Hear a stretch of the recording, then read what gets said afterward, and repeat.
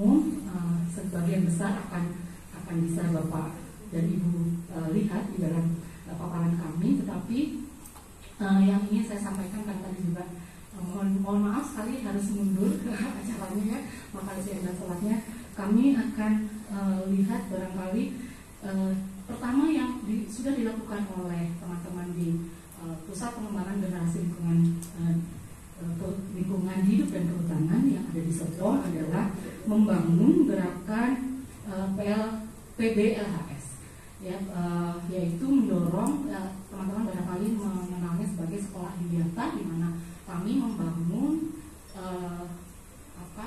kesadaran untuk siswa-siswa sekolah bagaimana mulai dari tingkat sekolah itulah kesadaran untuk memperhatikan bagaimana bersikap terhadap alam dan lingkungan itu bisa dibangun, dan program ini sudah berjalan sangat lama dan setiap tahun kegiatan-kegiatannya terus berjalan dan alhamdulillah sudah semakin luas dan semakin intensif pendampingan yang dilakukan oleh teman-teman di Pusat Pengembangan Generasi Lingkungan.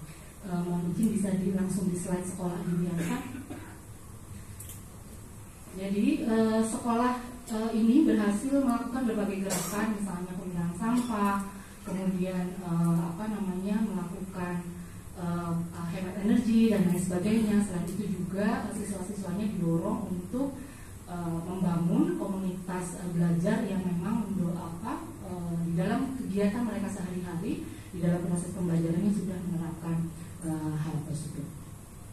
Kemudian apa yang bisa disumbangkan dari kegiatan yang sudah dilakukan sebagai contoh di sekolah Adiwiyata ini adalah generasi muda yang sudah memiliki kesadaran. Tentu saja ketika kembali ke rumah mereka masing-masing, mereka bisa menjadi sumber-sumber informasi atau sumber-sumber ide begitu ya bagi keluarga-keluarga di mana mereka berada untuk berpartisipasi ketika kegiatan-kegiatan yang terkait dengan problem ini ada di lingkungan mereka.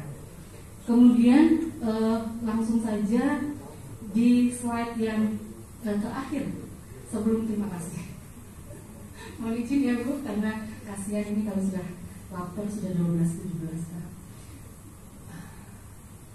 Jadi alhamdulillah kami sudah berdiskusi cukup intensif dengan Bu Tantri beberapa waktu yang lalu. Jadi apa yang bisa dilakukan oleh pusat penyuluhan adalah kami memiliki kelompok tani hutan yang terdiri dari 3 kelas pemula, madya dan utama.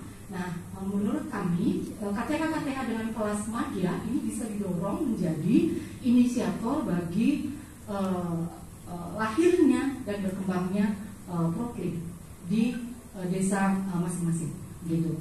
Kemudian kami punya potensi penyuluh kehutanan yang berada di tingkat tapak. Ini mereka adalah pendamping KTH. Tentu saja Proklim ini perlu pendampingan yang intensif ya Bu. Artinya periodenya akan berjalan cukup lama karena sebagaimana yang kami pahami bahwa Proklim ini pendekatannya adalah meningkatkan kuantitas, meningkatkan kualitas dan menjaga kontinuitas. Tentu saja proses pendampingan menjadi sangat penting, sehingga menurut kami teman-teman penyuluh kehutanan yang sudah ada di tingkat tapak dan nanti bergandengan dengan teman-teman penyuluh lingkungan hidup yang sudah terbentuk harus bersama-sama mendampingi kelompok-kelompok tani hutan yang bisa menjadi embryo bagi kegiatan-kegiatan Proklim.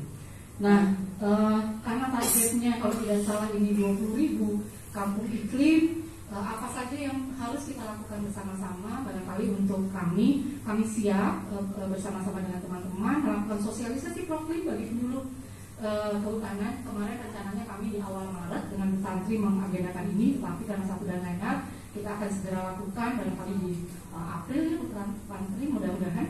Kemudian nanti training of trainers bagi Widya Suara, kami punya sekitar 150 Widya Suara yang berada di Pusdiklat dan 7 Balai Diklat, tentu saja sebagai perpanjangan tangan untuk menyalurkan informasi, kemudian meningkatkan kompetensi aparatur dan non-aparatur yang ada di KLHK menjadi sangat penting untuk membuat training of trainers bagi Wijaya Suara terkait dengan Proklim, termasuk juga instruktur untuk bisa membekali